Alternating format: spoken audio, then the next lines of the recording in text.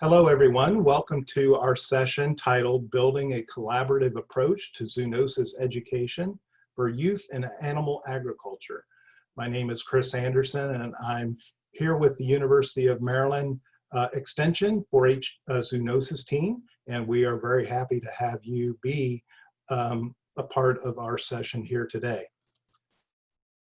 First, we'd like to give a little overview of what we will be covering. First, we will start off and we will set the stage for this presentation, and we will talk about the importance of a One Health approach. So the World Health Organization has indicated that there's an ever-growing need for a One Health approach towards the prevention and control of zoonosis in people and animals. And zoonosis, such as the variant swine influenza, avian influenza A viruses, and coronaviruses do comprise a large percentage of all of the newly identified and existing infectious diseases. And these are all diseases which have an impact on our 4-H animal science programs. We will then transition and talk about some of the unfortunate situations where we had some zoonotic disease outbreaks in our county fairs in Maryland. But then we will transition to talking about some of the responses to that and what those responses led to in terms of building collaborative groups. And again, the World Health Organization emphasizes that collaboration is key to understanding and managing public health risks at the human-animal environment interface and improving local and global health security. So we are very happy that we've had a lot of efforts that we'll be sharing with you today. Also, then we will transition to talking about one specific effort, which this team provides leadership for, and that's a targeted zoonosis education program for youth in agriculture. We will then conclude with benefits of the collaborative approaches that have been discussed today. Midway, we will be taking a pause, a 3-minute break, where we will actually go silent during the recording, and during this time, we will be looking to engage with you via the chat, the live chat that is going on. And then at the conclusion of the recording, we will also have a live Q&A session with you. So we are looking forward to hearing from you throughout. And so we'll start next by introducing the team of presenters that are here with you today. So again, my name is Chris Anderson. I work at the Maryland 4-H Center. We're also joined by Lacie Ashby out of one of our counties, Allegheny County. Danielle Axline works in Frederick County in our state. April Barcheski in Cecil County. Cheryl Bennett works in Howard County, and Ashley Travis in Washington County. And also working with me at the Maryland 4-H Center is Carrie Weibel. So this is our team that will be presenting for you here today and interacting with you via chat and the live Q&A at the end. So with that, let's go ahead and jump into the first section of our planned presentation, and I'm going to turn the program over to Cheryl. So first we're going to discuss what is zoonosis. So you can see a graphic image on the right from the CDC that kind of explains it a little bit, but zoonotic disease or zoonosis is an infectious disease that is transmitted from animals to humans or from humans to animals. As we know, animals can carry harmful germs that can be shared with people and then cause illness. Additionally, zoonotic diseases are caused by harmful germs that we've heard of, like viruses, bacteria, parasites, and fungi.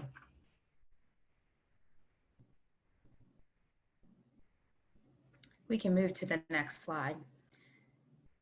So in zoonosis, thinking about that, we know that there are benefits associated with contact between humans and animals.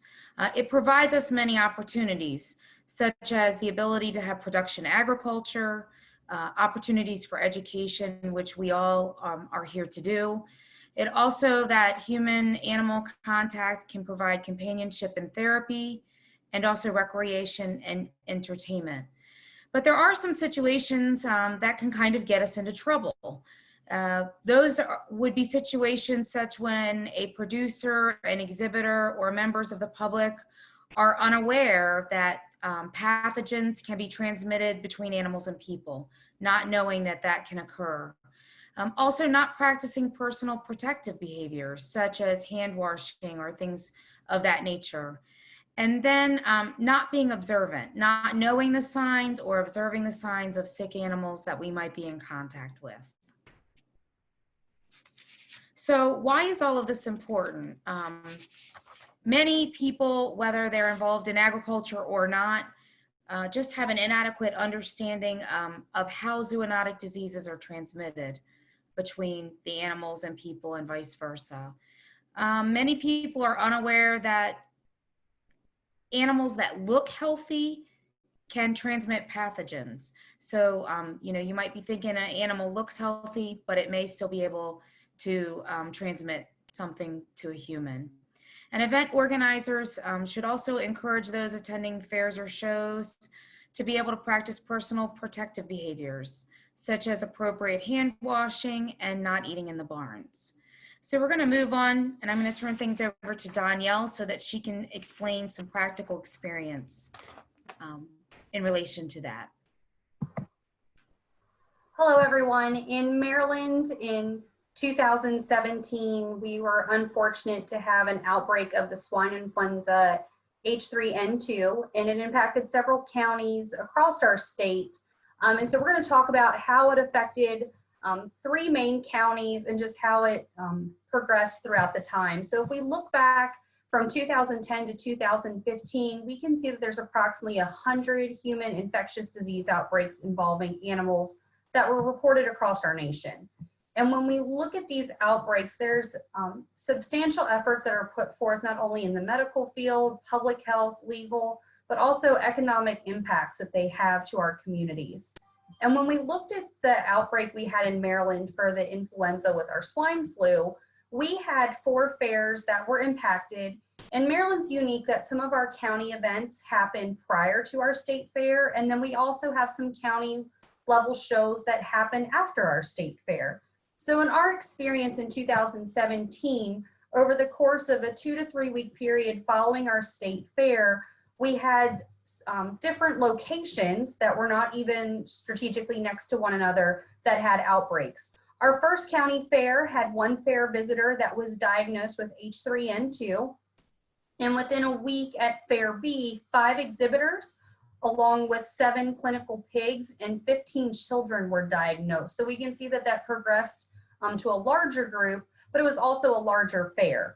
When we see County C, which was located centrally in our state, which is an agricultural area, but very urban as well, there were 10 exhibitors with 17 clinical pigs.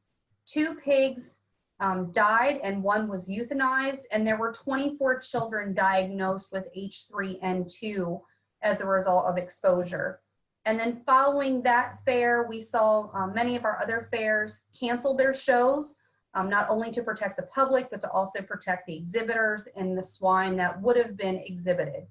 So the 2 last county fairs were canceled and swine were not exhibited.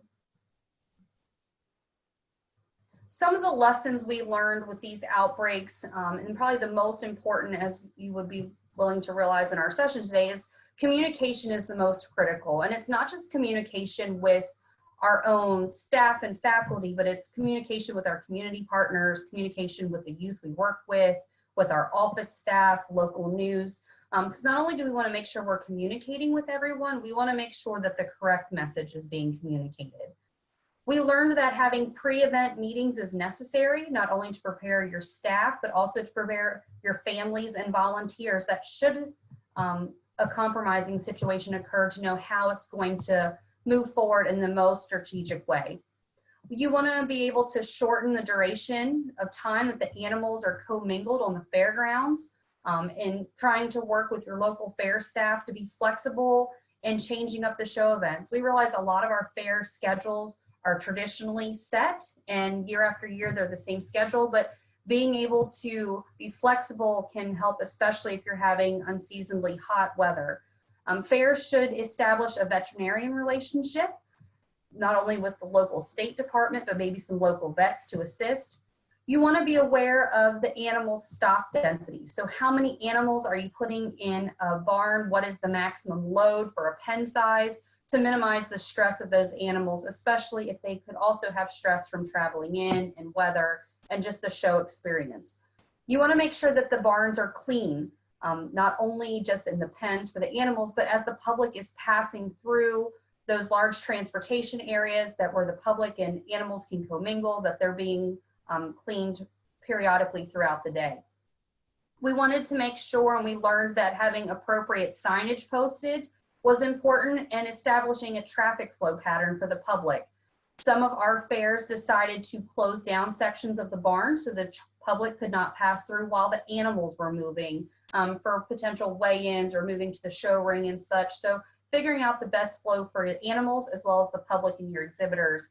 And most important, we wanted to make sure that we trained our office fair officials not only on how to prevent the virus transmission, but also on the proper PPE equipment that was needed by the fair, and then also how to work with our local health department and our local veterinarians to make sure everyone was complying with the PPE requirements.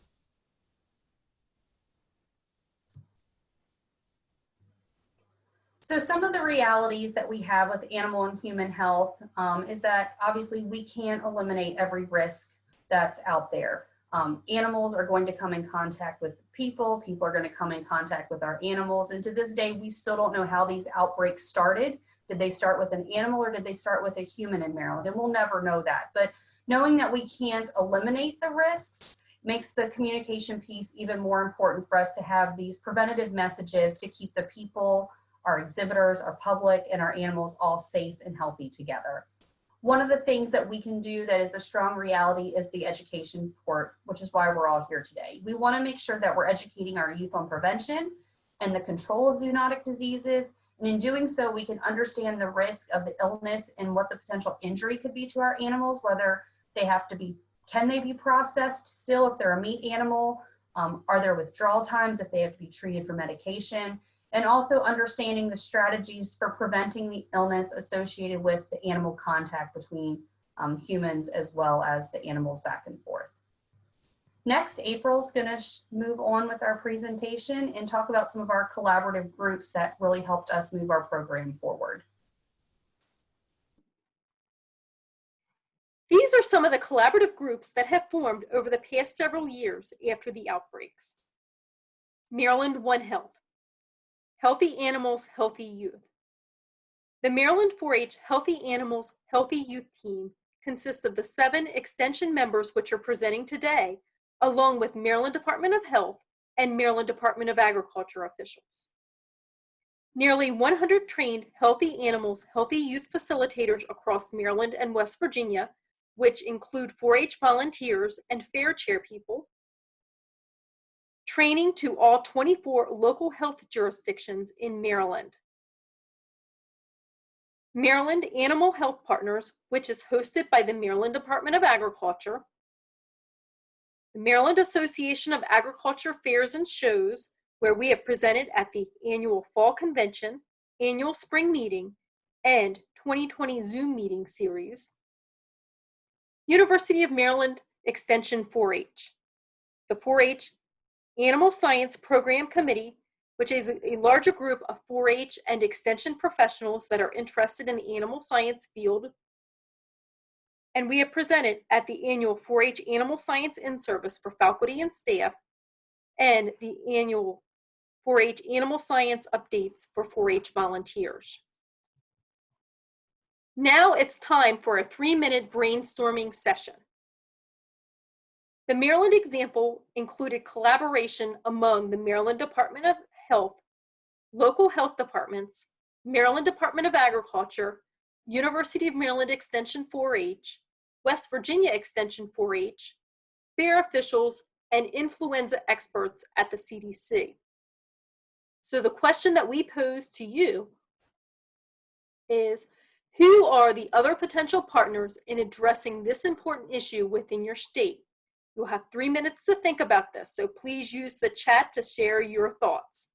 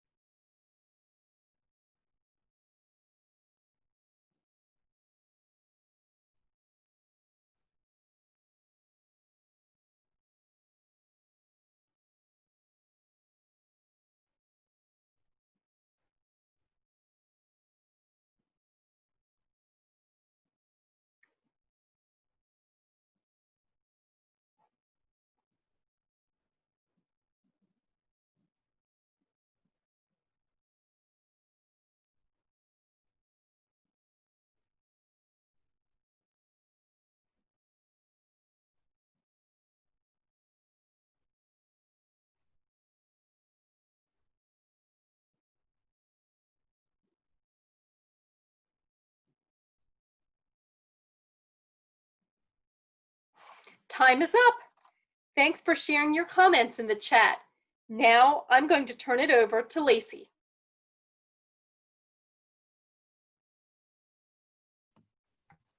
Thank you. So during 2018 to 2020, we were fortunate to be able to be supported by funding from the Maryland Department of Health and a multi-year CDC, USDA, and CSTE project development grant. And that collaboration really helped us to be able to create and implement a zoonosis education program so we can educate our youth and to improve influenza education and the communication efforts around youth in agriculture. We worked to build a program titled Healthy Animals, Healthy Youth. We were able to deliver all that information through a variety of methods, being online training programs, train the trainer sessions, youth workshops using hands-on lessons and kits, videos, and standardized fair animal exhibition signage, which we'll share a little bit more about.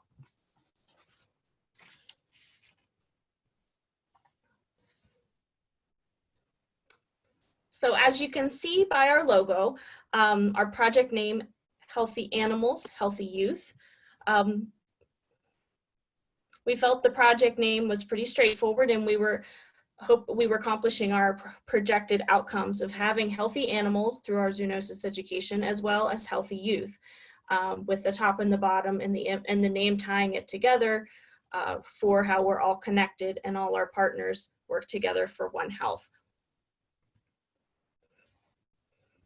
Some of the goals for the large collaborative partnership were to educate youth about zoonotic infections, deliver preventative messages to keep people and animals healthy and safe in our communities, and to strengthen the One Health network among state human health departments, state animal health departments, and agricultural communities.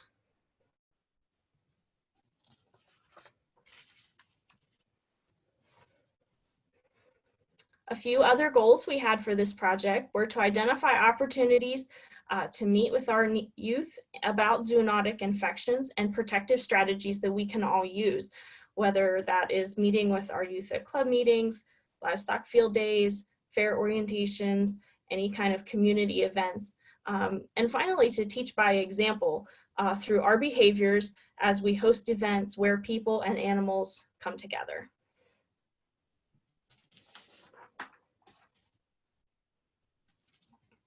One facet of incorporating zoonosis education into our work was the online Maryland and West Virginia Animal Husbandry and Quality Assurance Program. This was a program we already had established. However, we enhanced the content about zoonotic diseases in regards to disease transmission, prevention, and how the diseases spread. To reinforce that content, we also added hand washing video, as well as 5 videos on how youth can conduct their self-certifications when they're hauling their animals to a fair or show. Also, there's lots of supplementary zoonosis disease lesson plans and other educational materials in our zoonosis kits and curriculum. So we actually have 26 activity lesson plans, 5 facilitator videos, as well as lots of signage that anyone can use to encourage zoonotic disease prevention at our agriculture fairs or other community events. Now, Ashley will share a little more details. Hi, so some of our key public health messages that we wanted to include for the public and for our youth exhibitors came in the way of simple and easy to use understand messaging through fair signage and social media. So some of the signs, as you can see, these are some of the examples that were posted throughout the animal areas in the barns. They gave key public health messages such as no food or drinks in the animal areas, no strollers or toys in the animal areas, obviously no kissing the animals, and to make sure that you're always washing your hands after being in contact with livestock. And then some of the key messages for our youth who are involved in agriculture and showing animals is to make sure that they understand the human-animal interface. So they need to understand that when you live or work with animals, you're always at risk for infection from zoonotic diseases. These diseases can spread in both directions, whether that's animals to humans or humans to animals. And knowing which groups are at the highest risk for contracting zoonotic diseases is always important. We also wanted our youth to understand that they need to maintain their animal health through care, monitoring, and treatment. So we wanted them to understand and know the signs for the most common zoonotic diseases. We wanted them to understand the active veterinary client-patient relationship. And as Lacie said, how to do the daily animal checks to look for signs of healthy or sick animals. The third message we wanted them to understand was to know how zoonotic diseases spread. So there's 5 main transmission modes for zoonotic diseases. So to understand and really know how those diseases are spread. And the last thing that we really wanted them to understand was to be able to recognize the importance of following the recommended biosecurity protocols. So understanding that hand washing is a critical step in preventing the spread of disease, and also how animal identification can help and record keeping can help with preventing the spread of zoonotic diseases. So under our first goal, we wanted to educate our youth about the human-animal interface. And as you can see, this chart, very detailed description of how the influenza impacts. So how influenza is transferred from many different species of animals to people and vice versa. And under our second goal was to educate about common zoonotic diseases. So a lot of these diseases are very common. Our kids see them a lot in their livestock projects, things such as club lamb fungus, E. coli, influenza, Lyme's disease, even very serious diseases such as rabies and salmonella and West Nile virus. And as Lacie mentioned in our animal husbandry and quality assurance training, the youth get to see these diseases and understand the signs and symptoms of these diseases. They also learn about them through our Zoonosis kit, which Carrie will talk about later. And as we said, we really want the youth to understand that just touching a sick animal is not the only way that you can contract a zoonotic disease. There are lots of ways that diseases are spread, such as indirect contact, aerosol or droplet form, ingestion or oral transmission, and then also pathogens can be carried by insects and pests through vector transmission.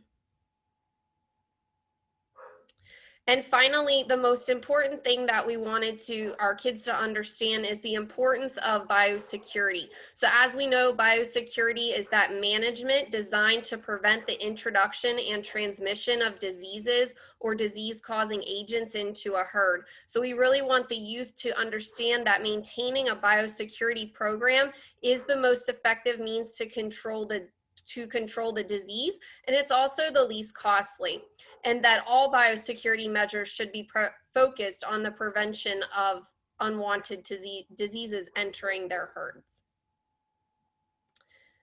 And now I'm going to turn it over to Carrie to talk about our Zoonosis activity kits and curriculum. Thanks, Ashley.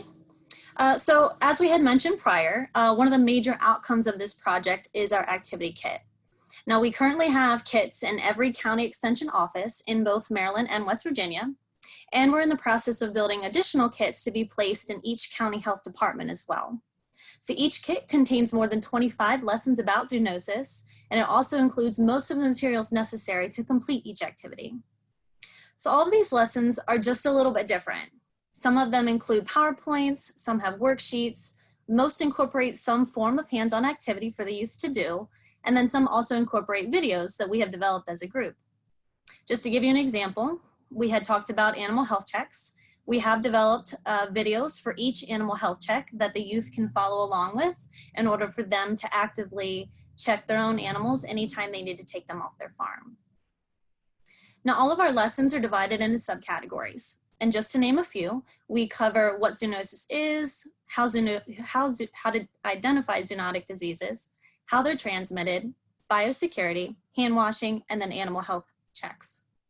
The kits look just like the image there in the middle of the screen. All the lessons are printed, including the PowerPoints, and then all the materials are labeled and bagged separately according to what activity they go with. So all you have to do as a facilitator is figure out what activity you want to do that day, pick out the lesson book out of the kit, and then grab your particular bag with the materials and go. So it's really easy to use, and they're great for travel.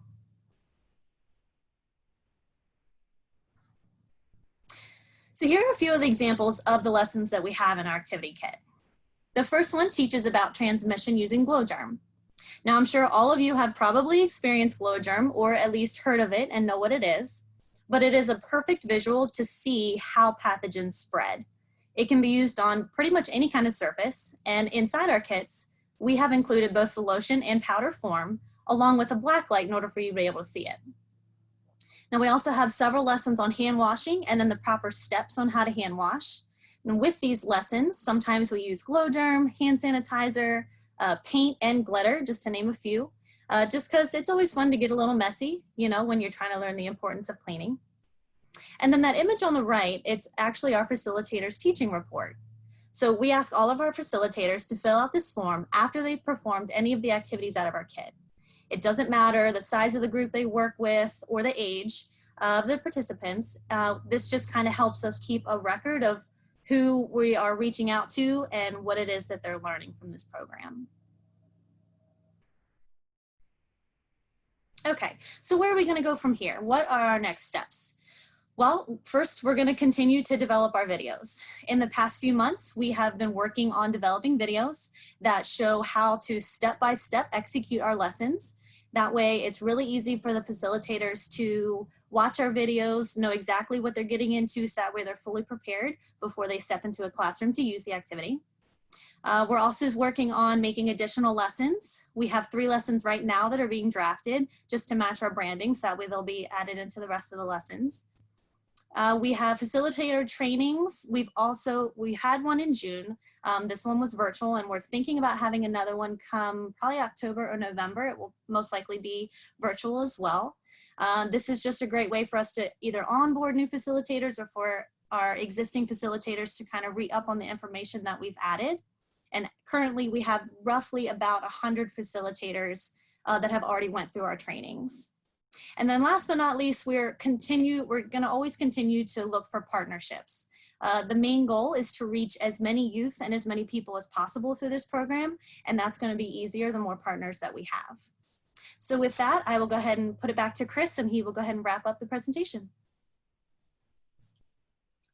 Thank you very much, Carrie, and everyone. So again, we appreciate just the opportunity here in the short time that we had to just kind of outline a journey that we have taken in building a collaborative approach to educating youth that are engaged in animal agriculture about zoonosis.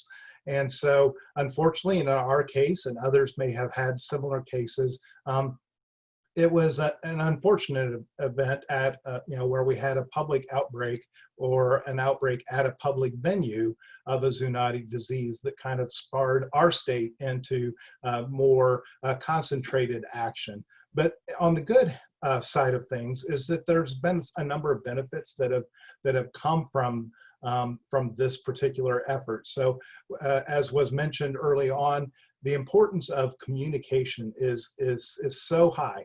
And so the more that we get to know other organizations that have same missions or have overlapping missions with us with regards to animal and youth and public health, the better it is that we're able to know who they are, know what their roles are, and then also enhance our communication efforts with them. So we will continue to establish, as Carrie said, those relationships with our key partners. And also we will be doing a better job at coordinating our educational efforts. So Education is the preventative medicine, and so by educating our youth and members of the public, we hope to prevent some of the issues that actually kind of started our concentrated effort in this particular topic. But also these collaborations have led to our ability to do a much better job at advanced planning. So as a result of that, we are able to spend much more time and more what do I want to say? More focus on taking preventative measures as a collective group. And so also we've been able to focus more on creating action plans that result in a more organized and effective response to the crisis. So I have to say that probably prior to the 2017 events that Danielle identified and described for you, that we had worked some with the partners that were discussed, our Maryland Department of Agriculture, Maryland Department of Health, and others. But I think that this particular situation just really pronounced the need for us to step up that partnership and those working relationships. And so that is certainly what has happened.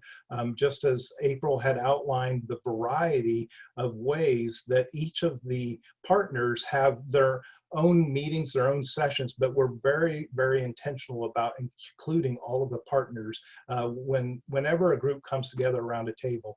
And so not only do we have that open communication, we have that better understanding of each partner's role, and it leads to a better impact on our ability to prevent zoonosis diseases from outbreaking, but also how to respond to those when those do occur. And we know that some of you have probably been through some similar situations, either at your county level or even at the statewide level. And so we're really interested in hearing from you. This is our contact information, so feel free to reach out to us. And we do have a live Q&A scheduled that will follow this recording. And so some of the questions that we would love to hear from you about are, for example, what are you doing in your local or state program related to this particular topic? And do you feel it's an important topic that you would be spending your time on? We certainly do in our state. Another question that we would be interested in your response is, what do you see are the potential benefits for youth exhibitors that engage in this particular issue? We have found that there's a lot of benefits that come from teaching youth, particularly those that have a direct impact, a direct connection with animals, to learn about zoonotic diseases. And so we've got some other questions that we will post in our live Q&A as well. You can see them on the screen, but we want to hear from you. We want to learn from your experiences, and we're happy to answer any questions about our journey as we have strived to enhance our collaborative approach to reducing zoonotic diseases in our youth, particularly those engaged in our animal agriculture. So thank you very much for being with us today. We certainly valued the input that you provided in the chat throughout, and we look forward to engaging with you in the Q&A session. Thanks again.